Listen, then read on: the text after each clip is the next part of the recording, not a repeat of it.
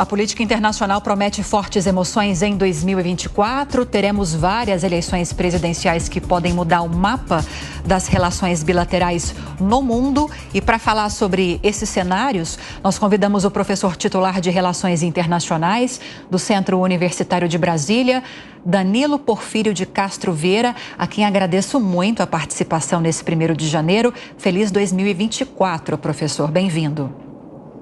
Obrigado, Lívia. Feliz 2024 a você, ao estimado Vitor, né, e a todos que estão nos assistindo, a equipe aí. E vamos ver fortes emoções, como você mesmo disse.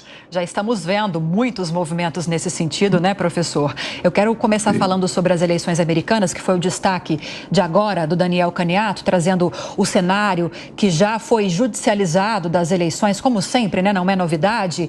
E eu queria te perguntar qual é o cenário mais possível agora para 2024, de olho na decisão da Suprema Corte americana a respeito dessas ações que ainda estão tramitando, algumas que já tiveram decisões, por enquanto 2 favoráveis a Joe Biden e uma favorável a Donald Trump. Qual é o cenário mais possível nessa seara jurídica e o impacto, claro, dessas movimentações na popularidade de ambos os principais candidatos?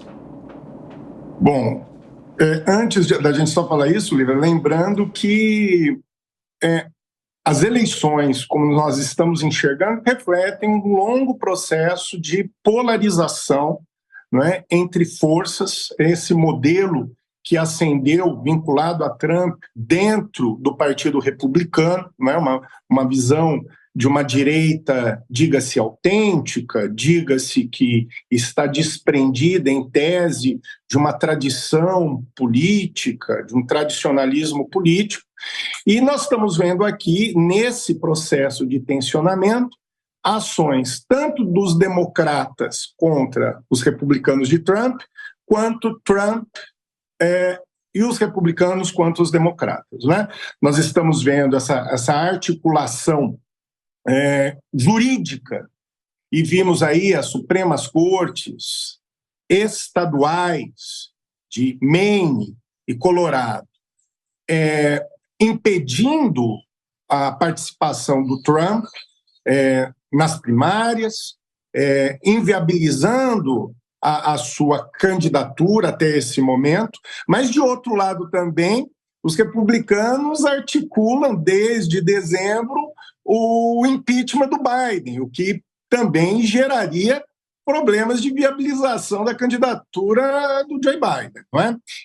O que nós temos aqui que entender é que dentro de uma razoabilidade por parte, vamos dizer aí, o imbróglio do Trump deverá ser decidido pela Suprema Corte americana. Isso terá que, né, nós deveremos buscar uma unanimidade jurídica nessa questão, no intuito de uniformizar posicionamentos. E, do outro lado, que me parece também haverá uma bravata, não iremos muito longe no processo de impeachment do Biden, e as eleições serão travadas por essas duas lideranças, e nos parece que a eleição será intensa, né? Bem quente, né? Bem conflituosa até a sua, vamos dizer, conclusão. Ô, professor, e um dos temas que certamente vai aparecer no debate eleitoral é um problema longe de solução nos Estados Unidos, um problema histórico, é a questão migratória, né? Que agora, nesse momento, inclusive, está no foco do debate, porque tem aquela caravana gigantesca, a gente mostrou isso aqui há poucos dias, antes da virada do ano, de imigrantes de várias nacionalidades que saíram da Guatemala, estão cruzando o território do México para chegar até os Estados Unidos. E nesse caso, a gente, por se tratar de uma eleição com 2 políticos que já ocuparam a presidência da República, um que ainda está na Casa Branca, inclusive, o eleitor americano já sabe, né, como Donald Trump lida com o imigrante e como o Joe Biden lida com o imigrante. E certamente esse tema deve aparecer na campanha, então a gente já tem ali a fotografia e as propostas dicotomicamente opostas dos dois na mesa, né, professor? O que o senhor espera agora para essa campanha eleitoral? Como é que os 2 candidatos vão oferecer soluções para esse problema histórico dos Estados Unidos, professor? No caso, então vamos lá, esse movimento que nós estamos percebendo aí de fluxo, né, um fluxo organizado, simbólico de imigrantes, não é a primeira vez. Nós tivemos uma situação semelhante, inclusive na primeira eleição do Trump. Né? Então esses movimentos são, vamos dizer, periódicos, no intuito de buscar uma sensibilização, não só vamos dizer, do Estado e da sociedade norte-americana em relação aos migrantes, do direito, vamos dizer assim, de fluxo, né, de ir e vir dessas pessoas dentro de um território soberano, que são os Estados Unidos, e também, de alguma maneira, comover a comunidade internacional. Os posicionamentos dos candidatos provavelmente continuarão os mesmos. Do lado do Trump, um posicionamento declaradamente hostil à entrada de imigrantes para dentro do território americano.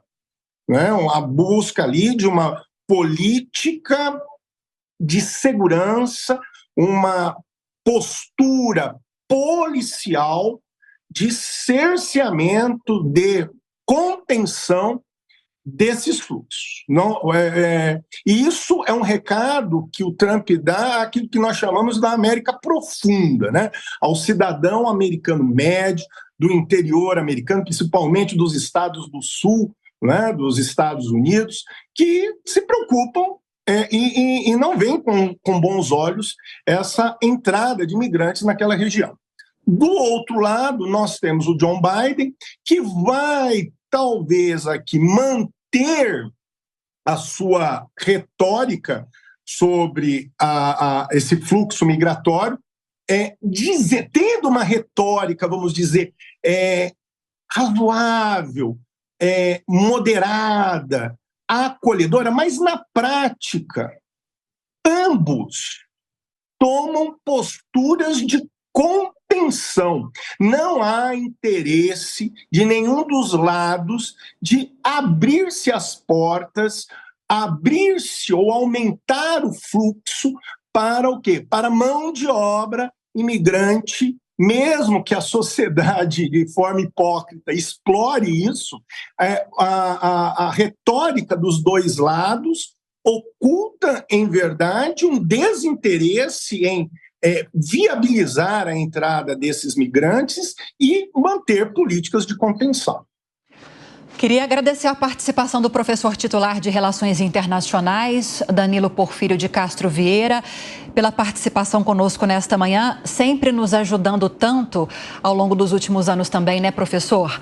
Mais uma vez, um ótimo ano e até a próxima. Bom dia.